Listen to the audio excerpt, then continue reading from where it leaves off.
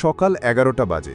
শহরের সবচেয়ে বড় ব্যাংকে একজন সাধারণ পোশাক পরা বৃদ্ধ ব্যক্তি, যার হাতে একটি পুরনো খাম ছিল, ভিতরে প্রবেশ করেন। তিনি ব্যাংকে ঢুরুতেই ভিতরে উপস্থিত সব গ্রাহক এবং ব্যাংক কর্মচারীরা তাকে অদ্ভুত দৃষ্টিতে দেখতে শুরু করেন। এই বৃদ্ধ ব্যক্তির নাম ছিল আলী আকবর। আলী আকবরের এক হাতে লাঠি ছিল এবং অন্য হাতে সেই পুরনো খাম।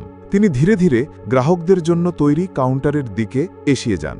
এই কাউন্টারে একজন মহিলা কর্মচারী বসেছিলেন, যার নাম ছিল সুমায়া।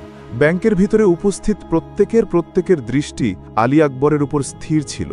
ধীরে ধীরে সুমায়ের কাছে পৌঁছান এবং খুব সম্মানের সাথে বলেন, দেখো মা, আমার অ্যাকাউন্টে কিছু গোলমাল হয়েছে, এটা ঠিকভাবে চলছে না। এই আলী আকবর খামটি সুমায়ের দিকে এগিয়ে দেন।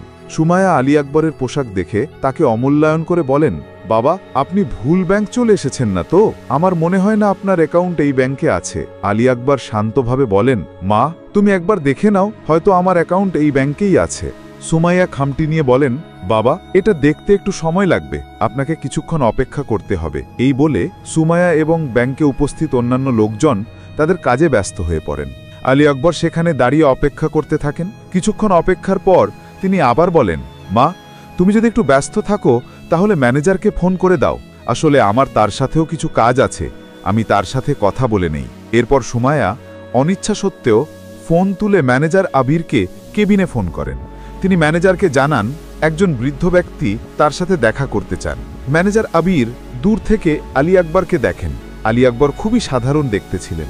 ম্যানেজার আবির ফোনে সুমাইয়াকে জিজ্ঞাসা করেন, এই ব্যক্তি কি আমাদের ব্যাংকের গ্রাহক নাকি এমনিই এসে পড়েছেন?